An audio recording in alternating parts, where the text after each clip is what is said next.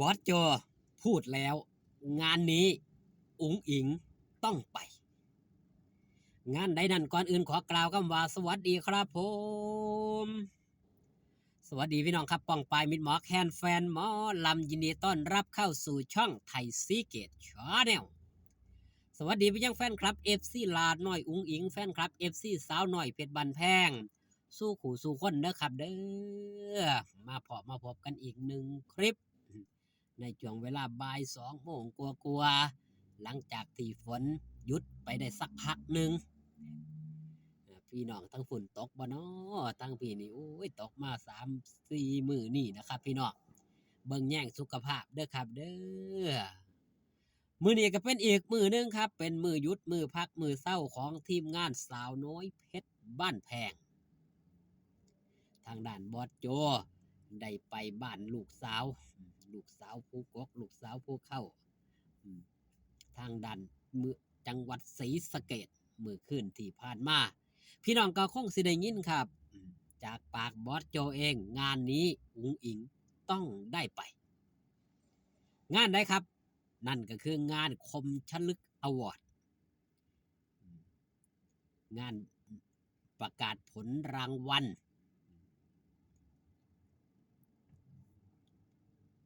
หมอลำศิลปินเนาะเกี่ยวกับศิลปินเกี่ยวกับดาราในวงการบันเทิงนี่แหละครับส่วนลาดหน่อยอุ้งอิงไปในฐานะเอียงครับฐานะผู้ลุ้นในอันดับต้นๆในสาขาลูกทุ่งในสาขาหมอลำยอดนิยมหลังจากที่ลาดหน่อยอุ้งอิงได้คั่วมาก่อนตั้งแต่ปี2566เนาะเบิ่งภาพนี่พี่น้องเนี่ยนี่คือภาพที่ลาหน่อยอุ้งอิงได้รับรางวัลเที่ยวก่อน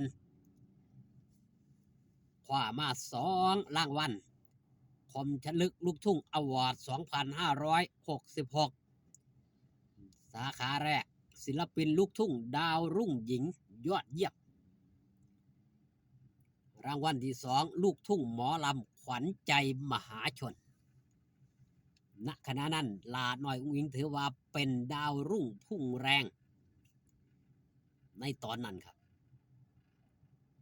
ทางด้านคิวงานบ่ต้องเว้าฮอดจอดถึงทางด้านความนิยมชมชอบบ่ต้องเว้าถึงครับด้านหน้าเวทีการันตีถึงความเด่นความดังความปังแน่นอนจากมือนั้นจนมาฮอดมือนี้ฤดูกาลที่แล้วฤดูกาลก่อนหน้านี้ลาน้อยอุ้งอิงบ่ได้ไปร่วมงานประกาศผลเนื่องจากติดงานอีกอย่างแชมป์ก็เป็นของรอยอันเนาะกาดบัณฑิตไปนะณตอนนั้นเพราะว่า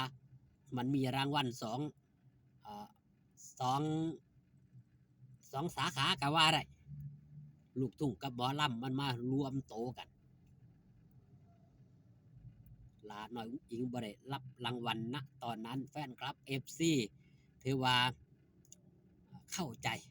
ความรู้สึกณตอนนั้นมาในมือนี้ครับบอสโจได้เว้าเป็นที่เสร็จสับเรียบร้อยแล้วว่าได้ไปเพราะทางด้านคมชัดลึกนี่เพิ่นได้โทรมาบอกได้ทักมาบอกเป็นที่เรียบร้อยแล้วใส่เสื้อผ้าโทนสีดำแดงบอกสีเสื้อผ้าพร้อมอีกอย่างงานก็ว่างสาวน้อยเพชรบันแพงถือว่าเป็นการว่างงานที่โดนที่สุดก็ว่าได้หลังจากปิดฤดูกาลยังหันได้ปิดฤดูกาลเนาะช่วงนี้แต่ว่างานก็ห่างเนื่องจากว่า1ครับฝนฟ้าอากาศ2ภาวะเศรษฐกิจเจ้าภาพเจ้าการเจ้างานเพิ่นก็ยังบ่ทันพร้อมพี่น้องมิตรหมอแคนแฟนหมอลำทั้งกำทั้งกำกรุงเทพ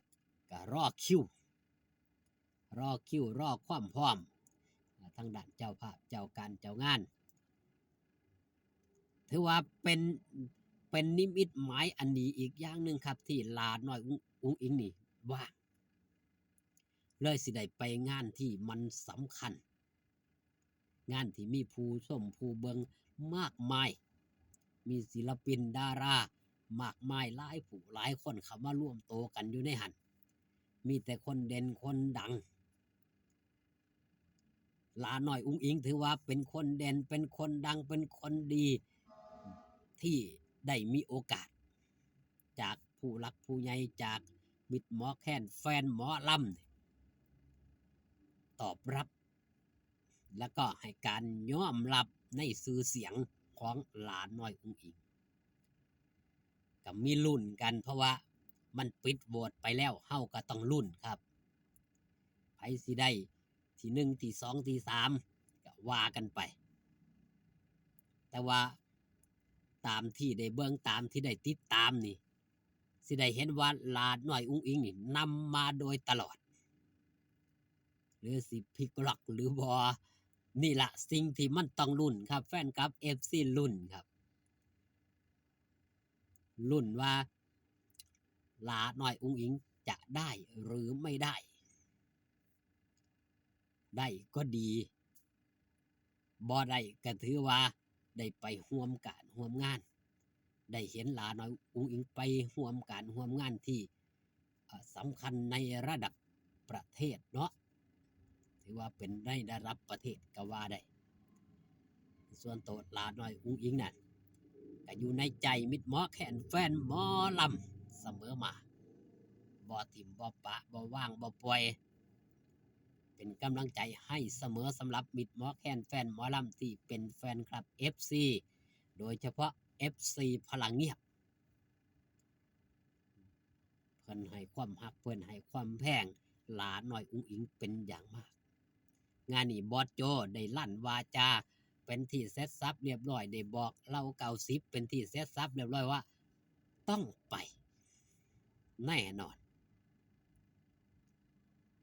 กับเบิ่งกันครับพี่น้องมิตรหมอแค้นแฟนหมอลำเอาใจซอยตอนนี้ก็ใจเต้นตุบๆตำๆตุ่มๆตำๆเพราะอีกบ่จักมือแค่นั้นครับเฮาก็สิได้ฮู้ผลว่ามันจะออกมาหัวหรือก่อยขอบคุณพี่น้องป้องปายครับมิตรหมอแค้นแฟนหมอลำที่ได้เข้ามาเบิงที่ได้เข้ามาแย่งช่องไทยซีเกตชาแนลเด้อครับเด้อคลิปนี้ฝากตอนเอาไว้แต่เพียงสำนึกอยู่ดีมีแห้งพอกันคลิปหน้าสบายดีครับผม